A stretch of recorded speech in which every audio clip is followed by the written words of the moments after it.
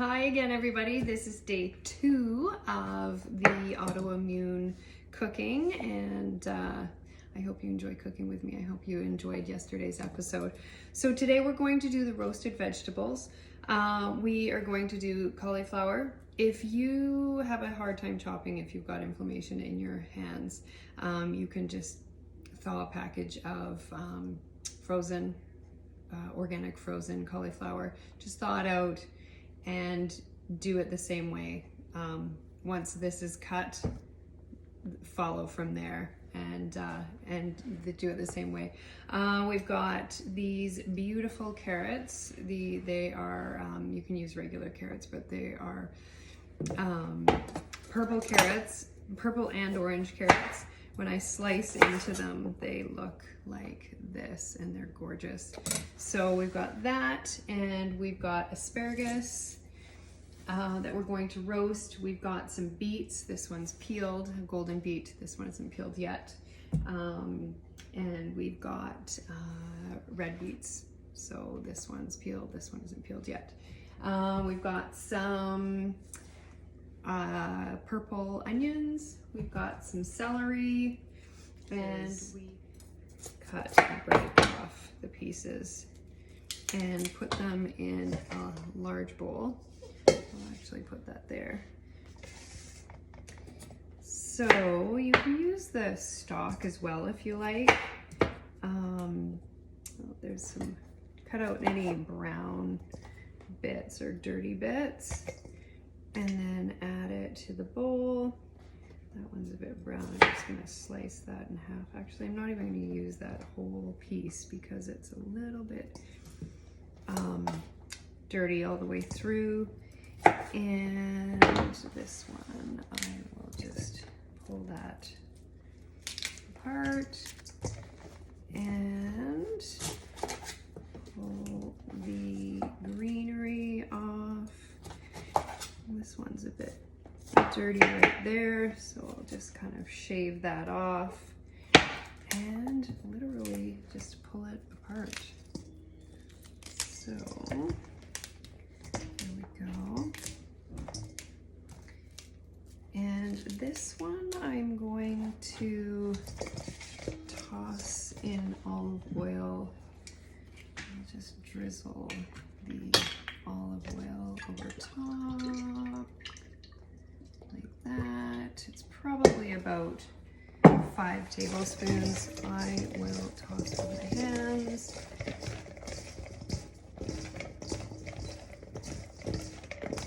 There we go. And I have a little bit of thyme and a little bit of orange zest that I want to put with this, and a little bit of cinnamon. I'm actually just gonna chop all this together. And in order to do orange zest, you can put parchment or wax paper over top of the kind of medium-sized rasp on your grater, not the little one, not the grater, not the slicer, but this kind of medium-sized one at the back. And you can just grate away at the orange peel, and you just pull this off, and you can just literally scrape it into your dish. So we'll do that. Got a little more. Okay, so I've turned my oven on to 425, and I've got some cinnamon here. So I'm just going to get a spoon, and I'm going to get maybe a quarter of a tablespoon, and I'm going to sprinkle the cinnamon all over the cauliflower, and then I will toss it some more, and then I'll get another quarter of a tablespoon, and I will put that the rest of that onto the cauliflower. So that is the roasted cauliflower. I've got a pan here with a non-stick liner that I got from our local kitchen store. And I'm just gonna dump that on there. And I'm not actually going to clean actually I'm gonna just chop these 2 larger ones, actually 3 larger ones in half, and scrape along the bowl like that. There we go. And then I'm going to move over to the golden beet. So we have, I have 2 already peeled, and I've got 1 that isn't peeled. And I know this might be difficult for you to peel with stiff hands. So what I usually do to make it easier, I either get my kids to peel things for me, or I'll just cut off either end, and you can just either slice. If you take too much off, it doesn't really matter. If it hurts your hands, that's not good. So a little bit of waste doesn't really make that much of a difference. Or you can take a peeler, potato peeler, and just go around like this. I find if I chop the ends off first, it's much easier to peel those. So these, just gonna give these a quick little rinse. This a little rinse. And then I'm going to cut these into wedges. So they're about 1/2 inch, centimeter on the outside, and on the inside they're really thin. It's like just a little wedge. So I'll chop all of these. Got the golden beets, and again I'm just gonna drizzle some olive oil on there and get some thyme and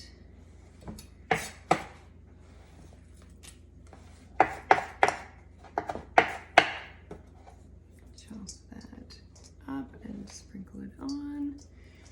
Okay, you probably just need a few sprigs. There we go. And then we have got the celery, so I'm going to pull out the smaller bits of celery and then just do the bigger bits. So I've got 1, 2, 3, 4, 5, 6. I'm gonna do 6. So we can just chop these in 1 inch, 1.5 inch slices. We can put those in there with the golden beets and toss them in the olive oil.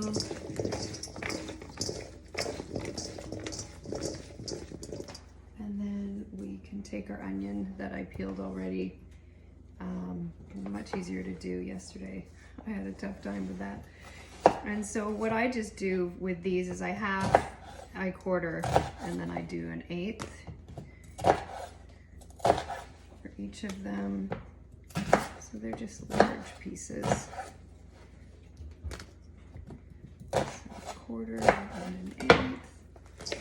And I'll just toss that in the olive oil. And then I will put that on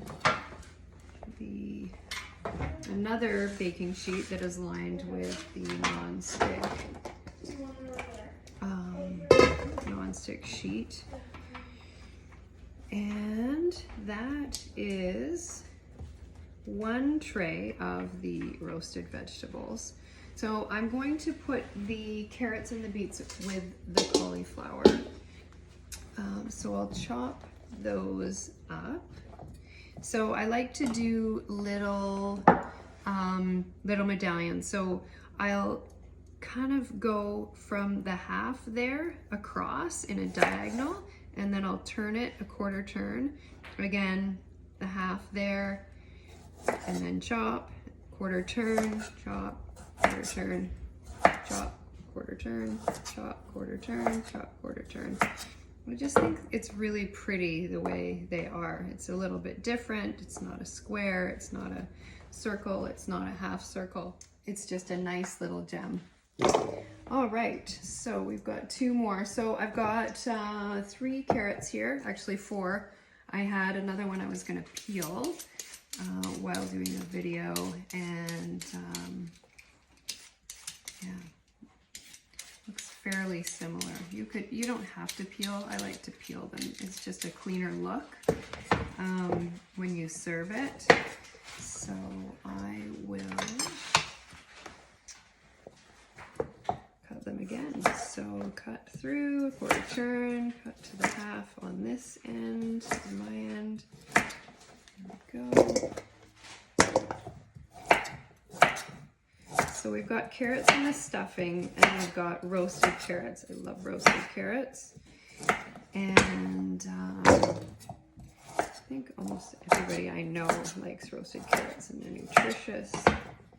And they taste good. I tend not to want to mix these with the beets. The beets tend to stain. Okay, so I'm gonna put these in with the cauliflower. There we go. All right, just move that over.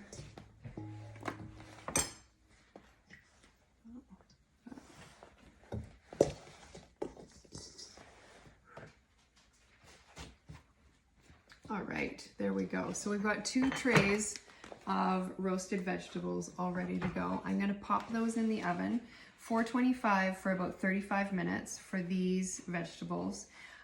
Check on the onion and celery. It may be a little quicker, but it should be okay. If it is cooking a little more quickly, then you can just reduce the heat to 400. So put those in the oven, 425. All right, so I've got another beet here, and I've got 2 pre-peeled right here. They're just sitting in water so they don't get dried out. So like I said before, I cut off the ends first.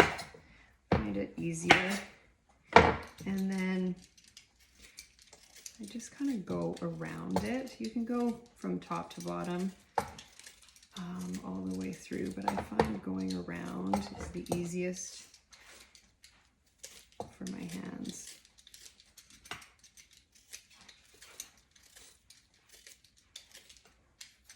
Okay, and we'll do wedges again. So I'll cut in half, and then throw those in the bowl. Okay, there we go. There we go.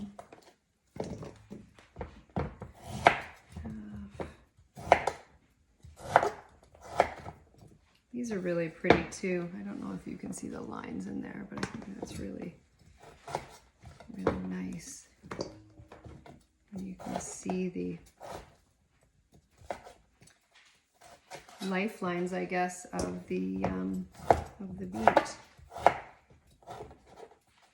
Kind of like rings on a tree.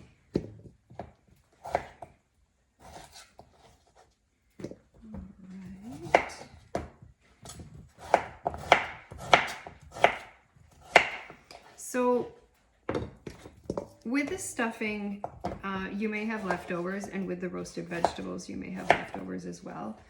I love having leftovers because in a hurry, when you're stressed, if you're working and you're in pain or your brain is foggy, you can run to the fridge at lunchtime, grab some leftovers, put them in the microwave, and have a really good hearty meal for lunch.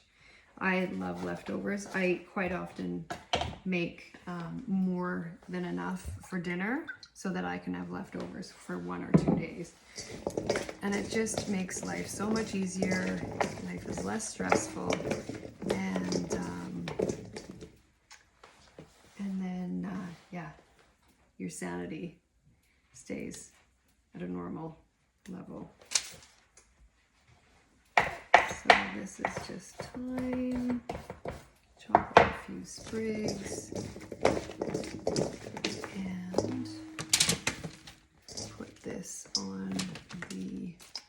baking sheet. I am going to, this is the third baking sheet. I had to use parchment for this one. Lay them flat. I'm actually going to leave a little bit of room because in about 10 minutes, I'm going to add the asparagus. It doesn't take that long to cook. In 20 minutes, I'll add this. I'm actually gonna chop it and then add it in 20 minutes. So I'll pull this out of the oven and then just put the asparagus on top. So we'll do the asparagus now, but we won't put it in the oven until later. So I've washed it, it's washed, and I cut off, I'd say 1 inch or 2 of the end bits, and they're tough. You don't want to eat them. You may even find that some of these are a little bit tough at the end still. And so I'll put them in my big bowl. I'll drizzle olive oil on top. And with these, I actually like to salt these a little bit. So I'll add a little bit of salt, and then I'll toss that again. And then that is ready to go. So now we'll work on the yams for the yam pie. I do those in the pressure cooker just because it's really quick and really easy. And you can pressure cook and mash the yams in advance and put them in the fridge. It just makes life a little bit easier so that you don't have to prep all of these things at the same time, all the vegetables chop. There's a lot of chopping that you'll see. So we'll start with the yams. I've pre-peeled some yams. I actually have some yams also sitting in water here. I did 10 of these, and they're kind of small to medium sized yams. There's 2 types of yams that I have. There's a darker skinned one, and then there's a little bit of a lighter skinned one. And even when you cut in, this one is kind of a medium orange, and this one's a bit of a darker orange. And they taste about the same, in my opinion. So I just peel them, and I'm not the cleanest with my peeling. I just usually peel onto the counter and scrape into the compost. So yams are a big staple for me. I usually have them roasted on salads with either mixed greens or hemp hearts. It's a little harder to peel when they're cut in half, but that is okay.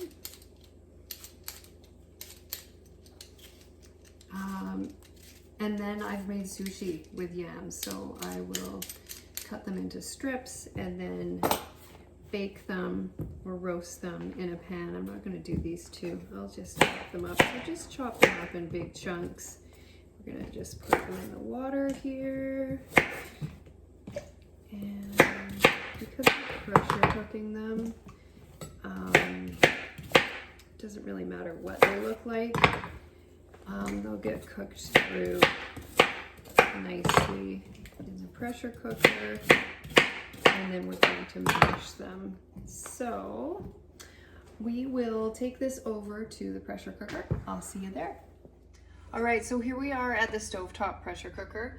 And here's the lid. So we will take the yams from the water. The reason I soak them in water is because while I'm chopping them, and if I'm chopping a lot, they tend to go brown if they're just sitting on the counter. So I'll add some water to the bottom of the Instant Pot. I'd say maybe 1 inch of water in the bottom of the Instant Pot. And then I will take the yams and transfer them over into the pressure cooker and turn it on. Okay. Oh, there's one more little yam there. So we'll put the lid on, make sure that it's open, and then there's a little button here that you push and it's open, and then you push this down and it closes. And I like the indicator of the steam valve open just to tell me that it's ready to go, and then I'll close the valve, and then the bobber for the pressure that sets the pressure and the cooking will come up, will rise to the top. It's a little red knob that's sunken now, but it will rise up when the pressure builds. And so we'll just wait for that to do its thing. So we'll add the asparagus just on top here. I'm gonna release this just a touch. Watch your fingers, make sure you don't burn yourself. And oh, one thing that my children told me would be nice last night was a little bit of bacon. So what you can do when you're making the poultry is you can layer strips of bacon on top. It gives it a little bit more flavor. And then once you've cooked that in the pressure cooker, it should cook out all of the lectin that may have been in the feed that went into the meat. And this is really nice, organic, pasture-raised pork bacon. I will just put that right over top of this is cool, by the way. Do not pull it out of the pressure cooker if it's super hot. It's actually cooled down a little bit. So I will throw that back in the oven. Okay, so the yams are done. I've released the pressure, released the steam out of the pressure cooker. I had the fan on for that. I'm going to turn it off now because it's so loud. The yams are perfect, absolutely perfect. So over the sink, I will strain them into a colander. And then I will place them back into the pressure cooker pot. So here we go. We have our beautiful yams. I take the masher, the potato masher, and I will mash these. And I'm going to add goat butter. So I don't go near dairy that comes from a cow because it tends to create an autoimmune response. I am okay with goat, and this is salted with sea salt. And this little goat dairy is a pretty good little dairy, Woolrich dairy. And they provide really, really good product. So I usually take about 1/4 cup. So that is 1/4 cup, and I put that straight into the pot. And I just mash that all together.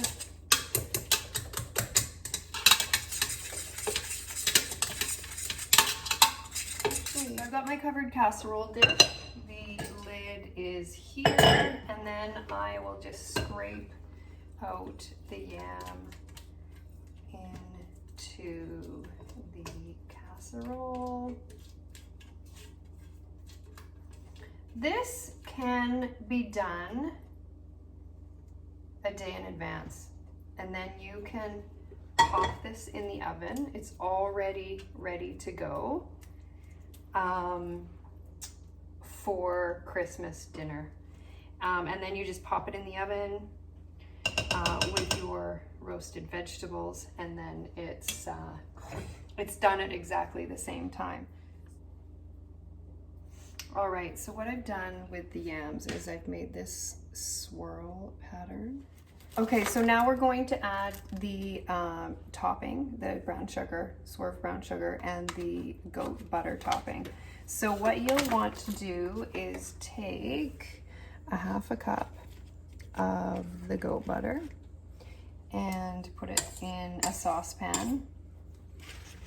And then we will add a whole cup of oh no, 1/2 cup, sorry, 1/2 cup of the brown sugar. There we go. We'll do 1/2 cup for now.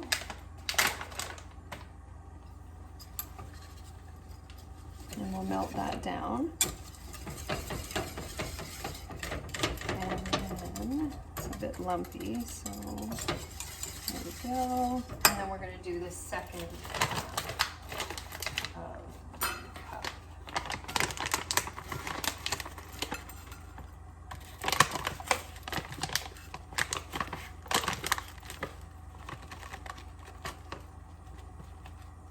All right. So we will just whisk that around on high heat, and it becomes this deep brown caramel, rich caramel sauce.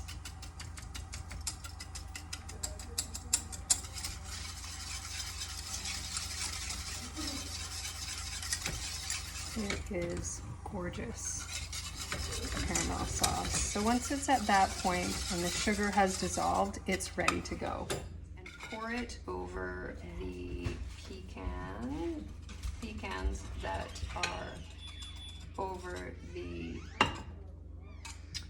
are over on top of the yam. And then we will pop it in the oven as quickly as we can. We want everything to come out at the same time. And so the timing that we worked with was the cauliflower and the beets and the carrots and the celery and the onion was about 35 minutes for roasting. And then I'd say about 15 minutes later, you're going to want to put that yam dish in the oven. And then 5 minutes later, you're gonna wanna pull out the beets and put the asparagus on top. And then 15 minutes later, everything should be ready and you can pull it out of the oven at the same time. Okay, so everything has come out of the oven, and with the exception of the yam dish. So I've plated everything. So we have the chicken and the chicken breast and the duck breast here. I put a few slices of bacon over top. I'm putting the golden beets, the onions, and the celery on this dish. We have our asparagus here and our cauliflower here, and we've got our carrots, and we have got our beets right here where my thumb is pointing. And then I will pull out of the oven the yam pie dish, which is amazing, and it's got the crispy brown sugar top with the pecans cooked in the brown sugar. It is so good.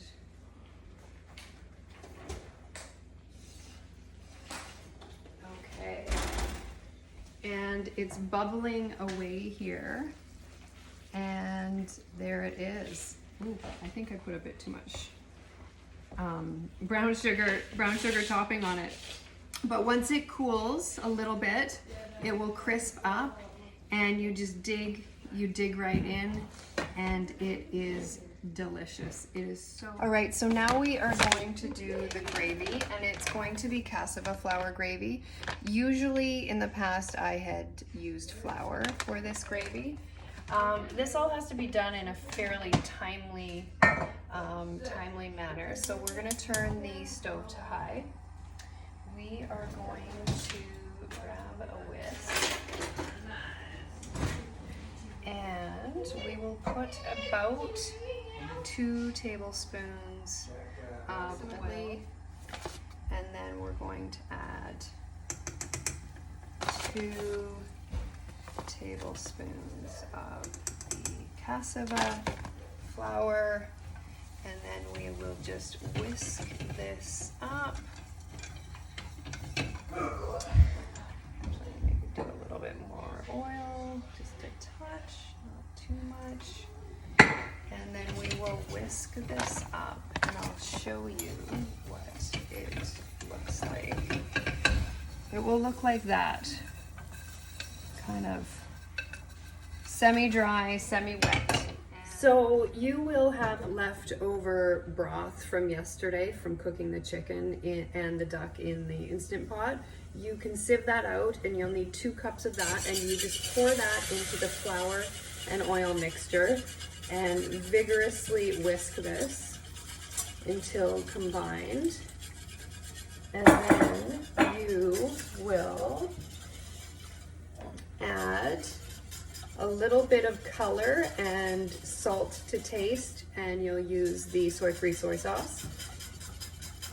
And you'll add a little bit of that into the gravy.